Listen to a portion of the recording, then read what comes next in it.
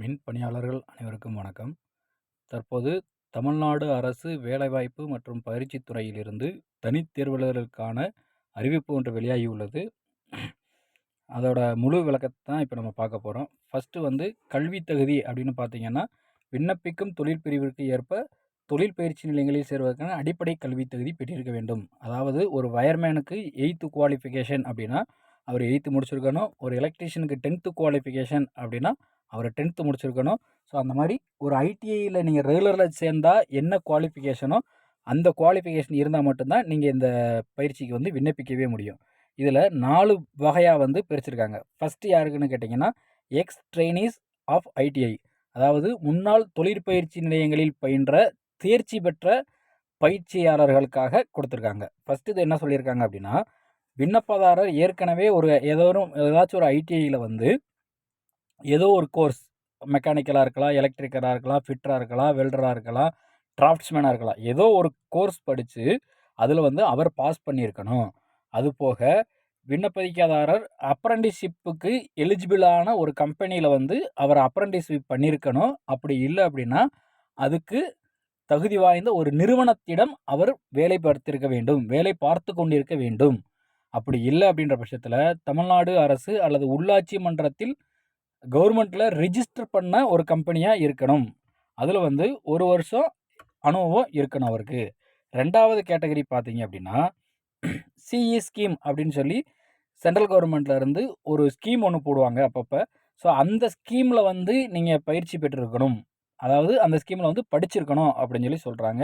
அந்த இதில் படித்தாலுமே சரி, 1 வருஷம் நீங்கள் அப்ரண்டிஸ்ஷிப்பு பதிவு பெற்ற ஒரு நிறுவனத்திடம் பண்ணியிருக்க வேணும் அப்படின்னு சொல்லி சொல்கிறாங்க. அதுக்கடுத்தது எஸ்சிவிடின்றது அதாவது மாநில தொழிற்கல்வி. அதில் 2018 வரை சேர்ந்துருந்தாங்க அப்படின்னா அவங்க இதுக்கு எலிஜிபிள் ஆனவங்க. அவங்களுமே போதிய அனுபவம் இருக்க வேண்டும் அப்படின்னு சொல்லி சொல்கிறாங்க. அதுக்கடுத்து 4வது பார்த்தீங்க அப்படின்னா, 2019க்கு அப்புறம் எஸ்சிவிடியில் சேர்ந்தவங்க பார்த்தீங்க அப்படின்னா குறிப்பிட்ட வயசு இருக்கணும். அதுபோக அந்த அப்ரண்டிஸ்ஷிப் முடிச்சிருக்கான சான்றிதழ் வேணும் அப்படின்னு சொல்லி சொல்கிறாங்க. இதுக்கு அடுத்து பார்த்தீங்க அப்படின்னா, கேஷுவல் தினக்கூலியாக இருக்கக்கூடாது, அப்ரண்டிஸ்ஷிப்பாக மட்டும்தான் இருக்கணும் அப்படின்னு சொல்லி சொல்கிறாங்க.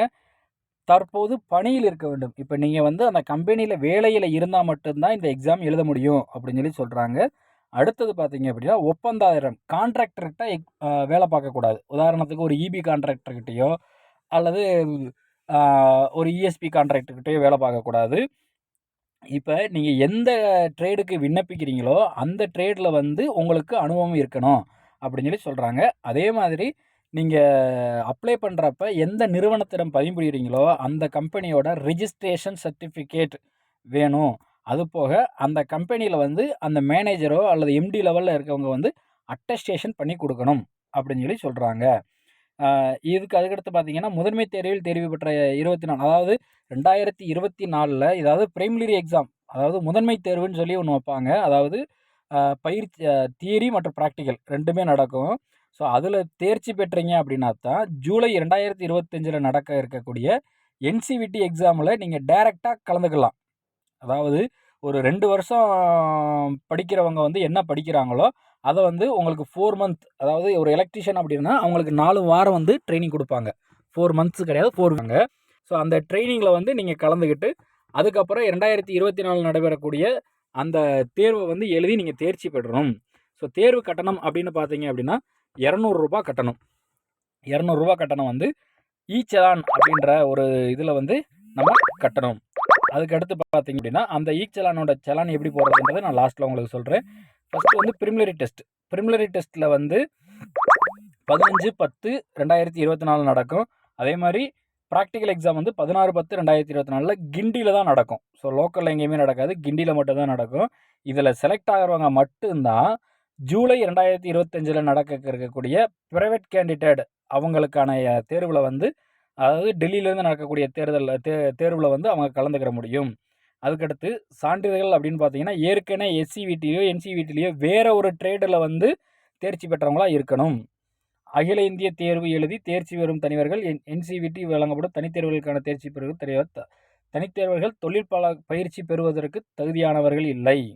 அதாவது இதில் நீங்கள் படிச்சீங்க அப்படின்னா அப்ரெண்டிஸ்ஷிப் முடித்தவங்க தான் இதுக்கு எலிஜிபிள். இதை முடிச்சுட்டு நீங்கள் அப்ரெண்டிஸ்ஷிப் பண்ண முடியாது அப்படின்னு சொல்லி சொல்கிறாங்க. பாடத்திட்டம் அப்படின்னு பார்த்தீங்கன்னா ஆஸ் யூஷுவல் இப்போ 2 வருஷம் படிக்கிறவங்க என்ன பாடத்திட்டம் படிப்பாங்களோ அந்த பாடத்திட்டம் தான் உங்களுக்கும். அதை வந்து நீங்கள் படிச்சிடணும். அந்த படித்து முடிச்சிட்டிங்க அப்படின்னா கம்ப்யூட்டரில் தான் எக்ஸாம் நடக்கும். ஒரே ஒரு நாள் நடக்கும். 3 ப்ராக்டிக்கல் தனியாக நடக்கும், தியரி தனியாக நடக்கும். ஸோ 3தையும் சேர்த்து உங்களுக்கு வைப்பாங்க. வச்சாங்கன்னா நீங்கள் அதில் பாஸ் பண்ணீங்கன்னா தான் என்சிவிடி உங்களுக்கு கிடைக்கும். அதுக்கடுத்து இதை கூட கட்டாயம் இணைக்க வேண்டியவைனா டிசி கொடுக்கணும், மார்க் ஷீட் கொடுக்கணும், எஸ்எஸ்எல்சி சர்டிஃபிகேட் அதாவது 10th சர்டிஃபிகேட் ஜெராக்ஸ் கொடுக்கணும். இப்போ நீங்கள் எந்த கம்பெனியில் கொடுக்குறீங்களோ அந்த கம்பெனியில் எக்ஸ்பீரியன்ஸ் வாங்கணும், ஒரிஜினல் எக்ஸ்பீரியன்ஸ் கொடுக்கணும். அதை வந்து திருப்பி தரமாட்டாங்க. அதே மாதிரி விண்ணப்பதார பணிபுரி நிறுவன தலைவர் வழங்கப்பட்ட விண்ணப்பதாரின் பணி பற்றிய அறிக்கை. அதாவது ஒரு கம்பெனியில் நீங்கள் வேலை பார்க்குறீங்கன்னா உங்களோட ஜாப் ரோல் என்ன, உங்களுக்கான வேலைகள் என்னென்ன. இப்போ உதாரணத்துக்கு ஒரு எலக்ட்ரிக்கல் வேலை பார்க்குறாருன்னா இவர் வந்து மோட்டார் மெயின்டெனன்ஸ் பண்ணுவார், டிரான்ஸ்ஃபார்மர் மெயின்டெனன்ஸ் பண்ணுவார், வயரிங் பண்ணுவார், கேபிள் ஒர்க் பார்ப்பார். அப்படின்றத வந்து தனித்தனியாக கேபிள் என்ன வேலையோ அதை மென்ஷன் பண்ணி கொடுக்கணும். அதுக்கடுத்து அட்டஸ்டேஷன் பண்ண registration certificate, for example GST சர்டிஃபிகேட்டாக இருக்கலாம், அல்லது பார்ட்னர்ஷிப் ஏதோ ஒரு கம்பெனிலேருந்து ரிஜிஸ்டர் பண்ணக்கூடிய கவர்மெண்ட்டை அங்கீகரிக்கப்பட்ட ஒரு பதிவுச் சான்றிதழ் வேணும். அதே மாதிரி இப்போ ஏதாச்சும் அப்ரெண்டிஸ்ஷிப் பண்ணக்கூடிய கம்பெனியிலேருந்து நீங்கள் வேலை பார்க்குறீங்க அப்படின்னா அந்த கம்பெனிக்கான சர்டிஃபிகேட் வேணும் அப்படின்னு சொல்கிறாங்க. ரீசெண்டாக எடுத்த பாஸ்போர்ட் ஃபோட்டோ 2, எஸ்சிவிடி இல்லாட்டின்னா அந்த ஷார்ட் டைம் கோர்ஸ் பண்ணியிருப்பீங்க இல்லையா அதுக்கான ஜெராக்ஸ் கேட்குறாங்க. தேர்வு கட்டணம் செலுத்திய செலுத்துச்சீட்டு அதாவது ஈச்சலான், அதாவது கருவூலம் அப்படின்ற வெப்சைட்டில் போய் நம்ம ஈச்சலான் கட்டணும். அந்த ஈச்சலானை வந்து நம்ம அப்லோட் பண்ணணும் அப்படின்னு சொல்லி சொல்கிறாங்க. அதுக்கடுத்து பார்த்தீங்கன்னா தனித்தேர்வு விண்ணப்பத்தினை நிராகரிப்பது மற்றும் தேர்வு மையம் ஒதுக்கீடு செய்வதில் துறை தலைவரின் முடிவை இறுதியானது. அதாவது இதில் இந்த கமிட்டி என்ன முடிவு பண்ணுறாங்களோ அதுதான். நீங்கள் வந்து எனக்கு விளக்கம்லாம் கேட்க முடியாது. எதனால் வந்து எனக்கு ரிஜெக்ட் பண்ணீங்க அப்படின்லாம் கேட்க முடியாது. அஞ்சல் மூலமாக தான் அனுப்பணும். கொரியர்லையோ அல்லது ஸ்பீட் போஸ்ட்லேயோ கொரியரில் அனுப்பக்கூடாது.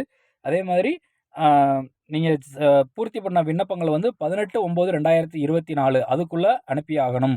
அது வந்து அரசு தொழிற்பயிற்சி நிலையத்தில் வந்து சமர்ப்பிக்கணும். உங்களுக்கு பக்கத்தில் இருக்கக்கூடிய அரசு ஐடிஐயில் வந்து நீங்கள் இது பண்ணணும். ஃபஸ்ட்டு ப்ரிலிமினரி தேர்வு சொன்னோம் இல்லைங்களா, அதுக்கான தியரி எக்ஸாம் வந்து 15/10/2024 நடக்கும். ப்ராக்டிக்கல் எக்ஸாம் வந்து 16/10/24 கிண்டியில் நடக்கும். ஸோ இப்போ அதுக்கு அடுத்து இந்த நோடல் டிஸ்ட்ரிக்ட் ஐடிஐ லிஸ்ட் அப்படின்றது எங்கெங்கே இருக்குது அப்படின்னு சொல்லி கொடுத்துருக்காங்க. இப்போ திண்டுக்கல் பகுதியை சார்ந்தவங்களாக இருந்தாங்கன்னா திண்டுக்கல்லில் கொடுக்கணும், மதுரை பகுதியை சார்ந்தவங்களாக இருந்தாங்கன்னா மதுரையில் கொடுக்கணும். ஸோ அந்தந்த மாவட்டங்களில் இருக்கக்கூடிய நோடல் ஐடிஐயில் கொடுக்கணும். கொடுத்தா தான் உங்களோட அப்ளிகேஷன்ஸை வந்து ஏற்றுக்கிடுவாங்க. அதுக்கடுத்து லிஸ்ட் ஆஃப் ப்ரைவேட் கேண்டிடேட்ஸ், இதில் இருக்கக்கூடிய கிட்டத்தட்ட ஒரு 73 கோர்சஸுக்கு வந்து அவங்க ப்ரைவேட் கோர்ஸ் பண்ணலாம் அப்படின்னு சொல்லி கொடுத்துருக்காங்க. அடுத்து பார்த்தீங்கன்னா அதோட அப்ளிகேஷன் கொடுத்துருக்காங்க. ஸோ இந்த அப்ளிகேஷனில் இருக்கிறத கூடியதில் ஒரு வரி விடாமல் எல்லாத்தையுமே ஃபில் பண்ணணும். அது போக நீங்கள் எங்கே வேலை பார்க்குறீங்களோ அங்கே வந்து அவங்களோட சீலும் சைனும் வாங்கணும், அப்ளிகேண்ட் சைனும் கட்டாயம் போடணும். அதுக்கடுத்து பார்த்தீங்க அப்படின்னா லிஸ்ட் ஆஃப் அலைடு ட்ரேடர்ஸ். இந்த லிஸ்ட் ஆஃப் அலைடு ட்ரேடர்ஸ்னு என்ன கொடுத்துருக்காங்கன்னா, இப்போ வெல்டர் வந்து ஒரு 1 இயர் படிச்சிருக்காரு அப்படின்னா அவங்க வந்து வேறு எந்த ஒரு அலைடு ட்ரேடர்ஸுமே படிக்க முடியாது, வேறு எந்த ஒரு கோர்ஸுமே படிக்க முடியாது. வயர்மேன் வந்து 2 வருஷம் படிச்சிருக்காரு அப்படின்னா அவர் லெவல் 4ல் இருப்பார். அவர் வந்து வெல்டருக்கு படிக்கலாம். வெல்டருக்கு வந்து படிக்கணும் அப்படின்னா 3 வாரங்கள் அவர் படிக்கணும். மெஷினிஸ்ட்டுக்கு படிக்கணும்னா 2 வாரம், ஸ்டீல் மெட்டல் ஒர்க்கருக்கு படிக்கணும்னா 2 வாரம், சால்டர் டெக்னீஷியன் எலக்ட்ரிக்கலில் படிக்கிறதா இருந்தால் 1 வாரம், கம்ப்யூட்டர் ஹார்ட்வேர் நெட்வொர்க் மெயின்டெனன்ஸ் படிக்கிறதா இருந்தால் 2 வாரம். இதுதான் நீங்கள் ப்ராப்பராக போய் அந்த ஐடிஐயில் சேர்ந்து படிக்கக்கூடிய டியூரேஷன். இந்த 2 வாரம் அப்படின்றது 2 வாரம் நீங்கள் படித்தீங்க அப்படின்னா 2 வருஷம் படித்தவங்க என்ன சர்டிஃபிகேட் வாங்குவாங்களோ அதுக்கு ஈக்குவலான சர்டிஃபிகேட் நீங்கள் வாங்கிக்கலாம். உதாரணம் வந்து வேறு ஏதாச்சும் எலக்ட்ரிஷியன் படித்தவங்களாக இருந்தால் கார்பெண்டர் படிக்கலாம், ஷீட் மெட்டல் ஒர்க்கர் படிக்கலாம், எலக்ட்ரானிக்ஸ் மெக்கானிக் படிக்கலாம். ஸோ இந்த கோர்சஸ் எல்லாம் படிச்சுக்கலாம். வேறு எலக்ட்ரிக்கல் படித்தவங்க வந்து எலக்ட்ரானிக்ஸ் மெக்கானிக் படிச்சிருந்தாலோ அல்லது டீசல் மெக்கானிக் படிச்சிருந்தாலோ இவங்கெல்லாம் வந்து எலக்ட்ரிக்கல் படிக்கலாம். ஸோ இதுதான் வந்து எலக்ட்ரிஷியனுக்கான ஒரு முழு தகவல். ஸோ எலக்ட்ரிஷியன் படித்தவங்க வந்து என்சிவிடி முடித்தா தான் பி லைசன்ஸோ இபி லைசன்ஸோ வாங்க முடியும். ஸோ நீங்கள் கட்டாயம் இந்த எக்ஸாம் எழுதி பாஸ் பண்ணிட்டீங்க அப்படின்னா தகுதியானவர்களுக்கு வந்து பி லைசன்ஸோ இபி லைசன்ஸோ நீங்கள் டைரெக்டாக எடுத்துக்கலாம். அதுக்கான ஒரு அரிய வாய்ப்பு. மின் பணியாளர்கள் அனைவரும் இதனை பயன்படுத்தி கொள்ளுமாறு கேட்டுக்கொள்கிறோம். மேலும் இதோட செலான் வந்து எப்படி போடணும், மேக்ஸிமம் நம்ம செலான் பண்ணுறதுல தான் அதிகபட்ச தவறு நடக்கும். அந்த செலான் வந்து எப்படி போடணும் அப்படின்றத வந்து நான் இதில் லாஸ்ட்டில் சொல்கிறேன், நீங்கள் பார்த்துக்குங்க. நன்றி.